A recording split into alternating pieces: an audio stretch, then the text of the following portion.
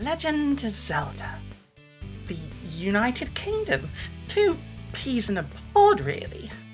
Both set in nominal kingdoms, despite the influences of their monarchies being both limited and vague.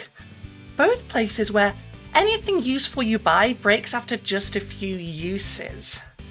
Both are filled with hideous goblins, doing the bidding of a walking corpse too, except I feel kind of bad comparing Ganondorf to Rupert Murdoch. Like, Rupert Murdoch could never serve as much cunt as the Demon King does on the daily. The thing that really links The Legend of Zelda Tears of the Kingdom with the current state of Great Britain, however, is a very dumb thing indeed. Namely, the game's announcement was pulled from the UK because of its name, Tears of the Kingdom. Why?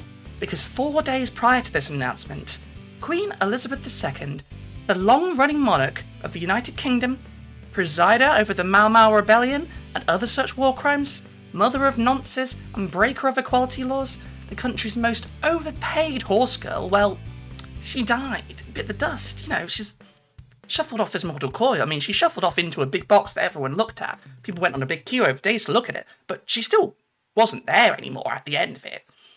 Now, obviously it's not nice when anyone dies, but we had a few days at this point to get used to the idea that the old woman who appears on TV once a year and owns most of the land in the country despite the best wishes of the people was, no longer with us? Tears of the Kingdom? Maybe in your household. In mine? Well, in my house, there are no gods or kings. And to be honest, in the age of the internet, stopping broadcasting on a UK version of a YouTube channel is just kind of silly. I mean, it's not like there was some special message for British viewers in the UK version of the announcement. It's not like Link looked directly at the camera and gave a long lecture about the benefits of Brexit or told all trans people to get in the bin or something. So why is this the reaction to something as inoffensive as a video game with a name that invokes the image of sad people in a kingdom? And what does it tell us about the nature of both video games as an industry and the politics of an entire island filled with nothing but turfs and bazzes? Well, honestly, mainly one quite poignant thing that has to do with using pretty authoritarian tactics for very dumb and bland goals. Both Nintendo, with the new Zelda release, and the British royal family used the cover of celebratory milestones to clamp down on their perceived enemies, and yet these people weren't their enemies at all. Some of them were even devoted fans. Basically, everything that follows in this video is going to be me trying to work out why the world's gone mad, both through the medium of my decaying country and the release of a game that's probably going to eat up at least 300 hours, if not more, of my short life. Basically, it's just fucking stupid.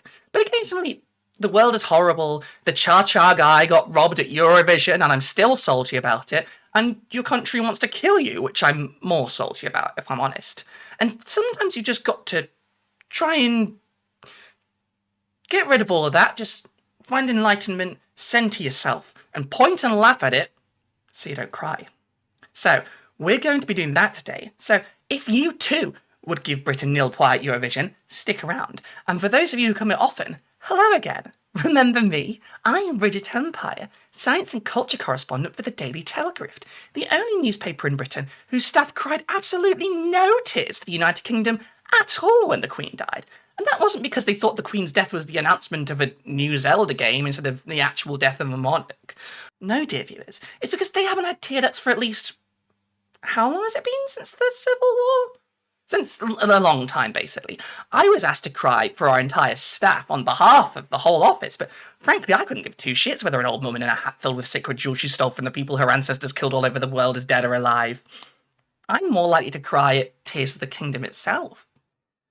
You see, I watched the announcement on a non-British YouTube channel, like a fucking traitor to my country. And like a traitor to my country, I'm, actually leaving Britain this week, and let me tell you, there'll be no tears in this fucking kingdom seeing me gone.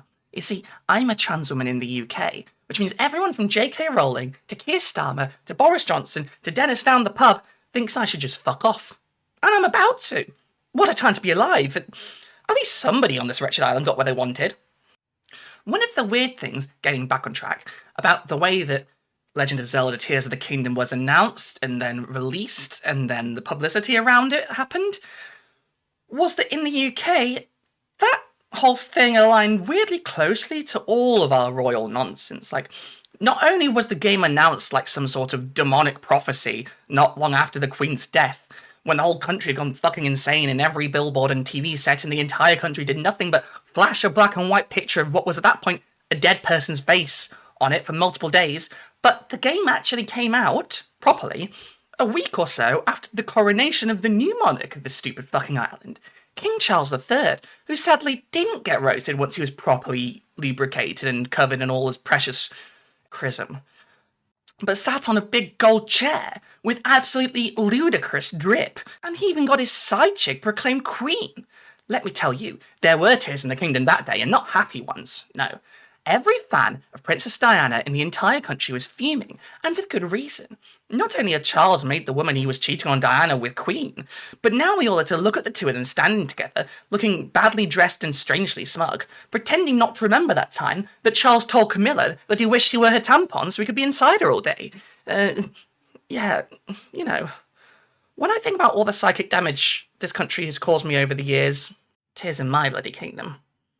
Not only did we have a few weird timing coincidences, though, there was another weirder and much more sinister similarity with how both the release of The Legend of Zelda Tears of the Kingdom and the coronation of King Charles III were handled by Nintendo in the UK respectively. Following a leak of the much-anticipated game Tears of the Kingdom, people began streaming the game days before its official release. Now, Nintendo has a reputation as being a very family-friendly company with a close relationship to its customer base and its devoted fan base, but for a long time, the company has used massive overreach to clamp down on breaches of what it sees as the right way to do business. Part of this is because Japanese copyright law is very different to how copyright law works in the West, and because of that Japanese copyright law, some of this is legally necessary, unfortunately. Rip-offs of Nintendo products are basically clamped down on with maximum force, fan projects are shut down on the reg, even children's birthday parties using a Pikachu picture without Nintendo's permission can get the same treatment if they get enough attention. The thing Nintendo doesn't seem to understand with streaming a game, and this isn't just a problem with them, it's a problem with the wider games industry as a whole though, is that streaming a game isn't some sort of renegade act of thievery, it's free promotion.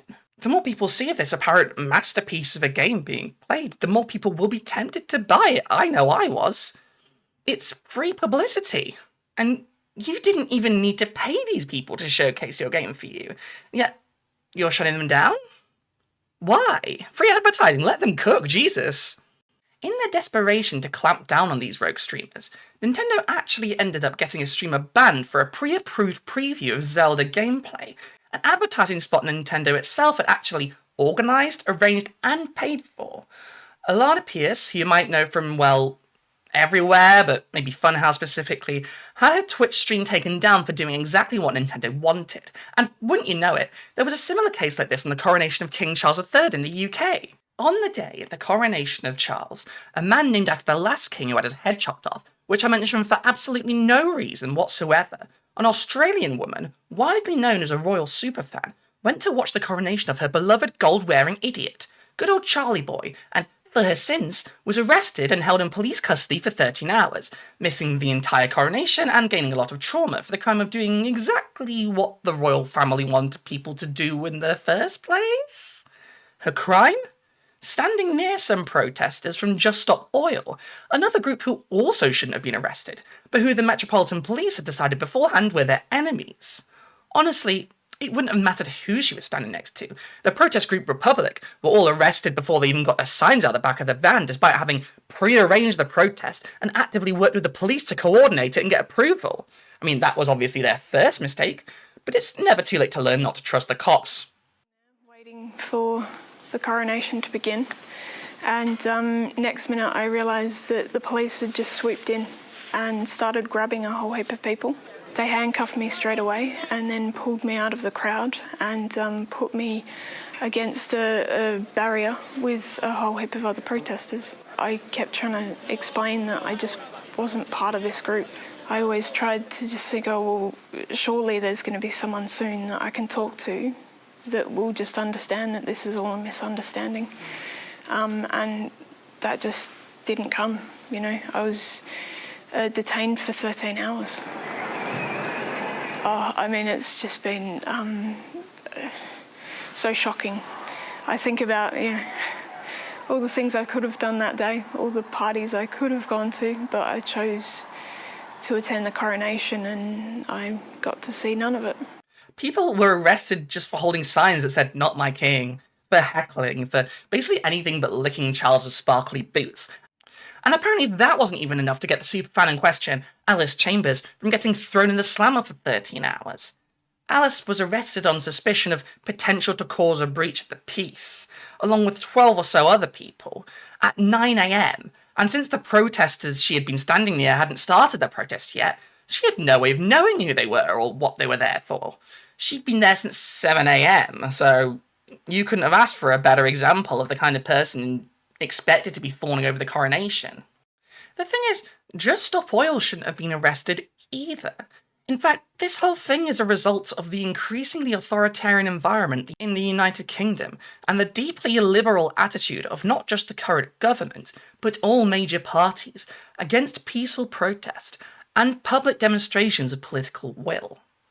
Potential to cause a breach of the peace was not a crime in this country until quite recently, until the Conservatives passed their massively controversial Public Order Bill, which you might recognise from being the bill that got everyone to go riot. But, you know, there's a reason people were protesting this. No, we don't want this.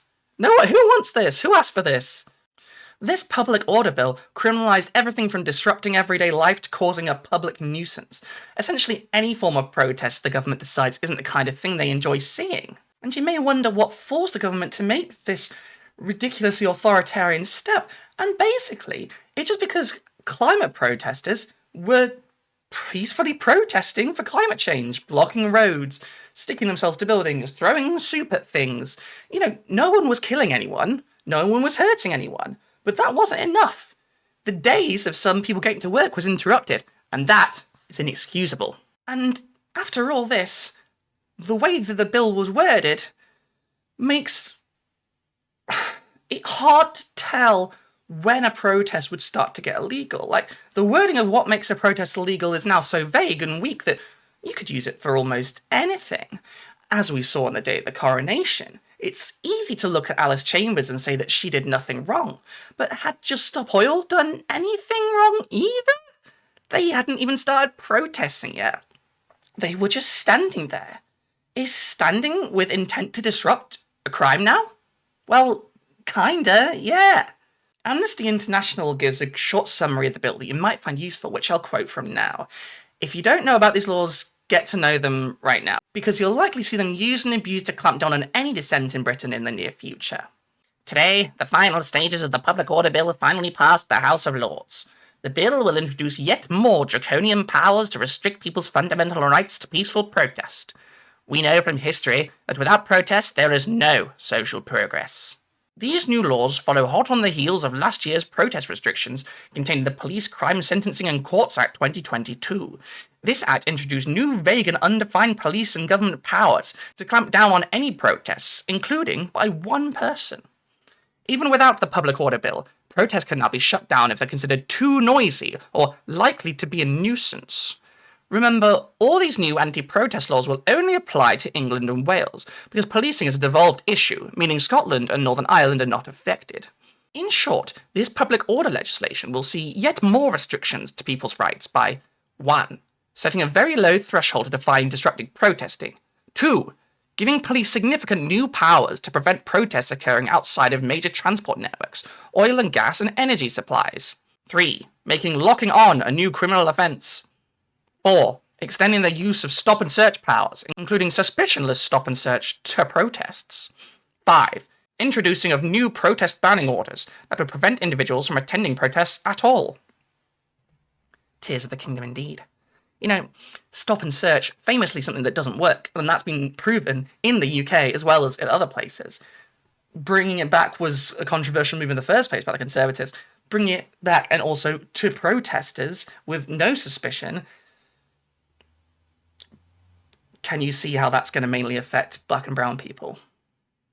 And while the examples of a company clamping down on screenings of their game is obviously a lot less extreme than the creeping authoritarianism of the UK security forces, I think we see the same instinct at play in both stories. A need to exert absolute control over official state or company business, and an absolute intolerance for anything that does not fit their version of the perfect release plans or their jumped up sorting hat ceremony. Just Stop Oil. I'm afraid you've been found guilty of ruining Charles's quinceanera. And for that, you're going to have to go to jail, sunshine. Sorry. Hey, while you're there, though, you'll have a lot of time to plan your next action, right? We might need a lot of them if we're going to get this increasingly suffocating regime toppled. So while you're in the slammer, you think on that. And until you do, thanks for watching. Hey everyone! Thank you for listening and watching and whatever it is you were doing while this video was on. Hey Jack, I hope your dishes are washed and your stairs are hoovered. And if you're not Jack, I hope the same for you. If you're hearing this, it probably means that I'm neck deep in my big move to continental Europe. If you'd like to help me... if you'd like to help me out with that, you can donate to the GoFundMe I set up for my moving fund if it's still up. I'm taking that down the week that I move, basically. Or, if it's down, and you still want to help out, you can donate to me on Coffee, or sign up to my Patreon, where, you can get early access to all of my videos, multiple days before everyone else, for just, £1 a month gets you that. That's fucking amazing. As well as that, you get exclusive content, such as full videos of my interviews with Princess Weeks and Rosenkreuz that were featured in my last video. In addition, if you join my Patreon, eventually, after I've stumbled through the call to action part and I actually get to the part that's important, I'll read your name out at the end of each video. Just like these wonderful people who you should all model yourselves after. Artie Wolf, Hayden Gaylor, Greg Noble, No Kings, Only Fools, H, Deanna McMillan, Caroline Regalado, Jenny Linsky, Alexandra Lilly, Jay Peterson, Anne Becerra, Howard Lott, Lara Van Loon, Scar Jan, and Joey Cobalt. I love you all. Thank you for helping me keep the lights on. Right now, my last job just ended, and I don't have anything coming up. No interviews, unfortunately. Not even a residence permit to apply for local jobs yet, so right now, for the time being, you're all I have. That and the GoFundMe money, which has been really good so far. Thank you to everyone who donated so far. It's been amazing. Thank you so much for all your help. It means the world to me. Right? See you next time.